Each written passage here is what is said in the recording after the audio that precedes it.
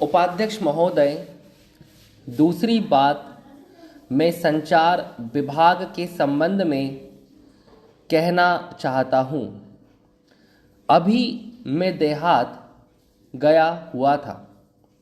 आपको सुनकर आश्चर्य होगा कि देहात में डाकघर में कहीं पर लिफाफा नहीं है, कहीं पर पोस्ट कार्ड नहीं है।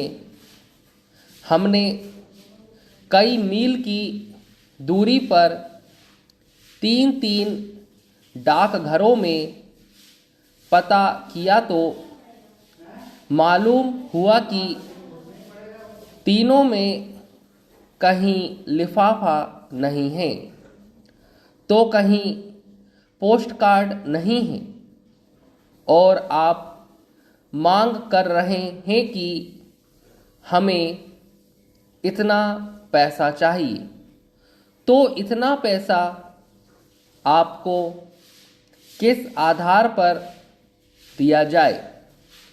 दूसरी बात मैं यह कहना चाहता हूँ कि आपने मांग में कहा कि शिक्षा मंत्रालय को एशियाई खेल के नाम पर पैसा दीजिए। उन दिनों इसके संबंध में इसी सदन में माननीय सदस्य ने बतलाया था, फिर भी आप इस संबंध में पैसा मांगते हैं। मैंने आपसे शिक्षा मंत्रालय के संबंध में एक प्रश्न पूछा था कि जो अशिक्षित लोग हैं, जो आपकी शिक्षा प्रणाली है, जिसके कारण से बेरोजगार पैदा होते हैं, बेकार पैदा होते हैं, इस संबंध में शिक्षा में क्या परिवर्तन करने जा रहे हैं? मैं कहना चाहता हूं कि जो नौजवान हैं वह जैसे ही शिक्षा समाप्त करके निकलें, उसे रोजगार मिलना चाहिए। क्या आप ऐसी व्यवस्था करने जा रहे हैं? आपकी शिक्षा पद्धति ऐसी है जो बेकारों की फौज जमा कर रही है।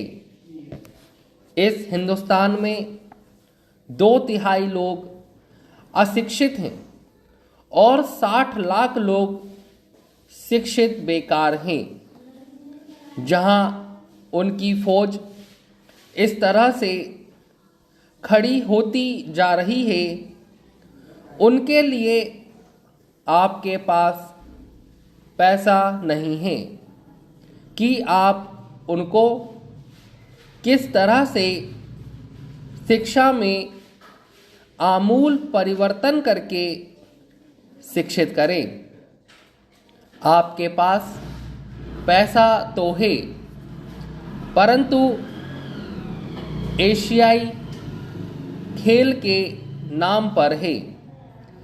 इसलिए हमारी पार्टी और हम लोगों ने इसका कड़ा विरोध किया है, और अभी भी मैं विरोध करता हूं कि आप जितना पैसा मांग रहे हैं, इस पैसे को आप लोगों को शिक्षा देने में खर्च करें।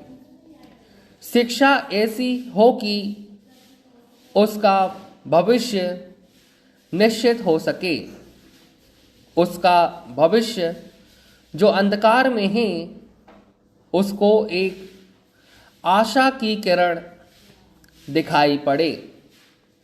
जब इन सब चीज़ों को कर लें तो मैं कहना चाहता हूं कि हमारे जैसे लोग खेलों के विरोधी नहीं हैं।